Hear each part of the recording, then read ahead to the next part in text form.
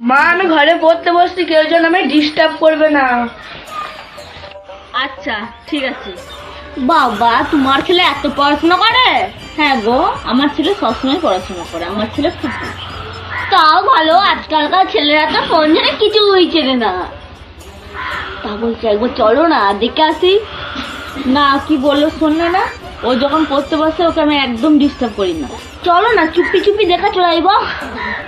ঠিক আছে চলো, কিন্তু একটা কথা, দরজার আল থেকে দেখে কিন্তু চলে আসবো, কিন্তু কোনো ডিস্টার্ব করবে না, মনে থাকবে? হ্যাঁ চলো চলো, ঠিক আছে চলো।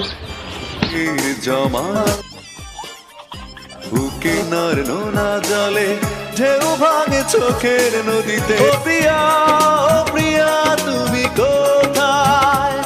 ও প্রিয়া আমি এখানে রে, এখানে।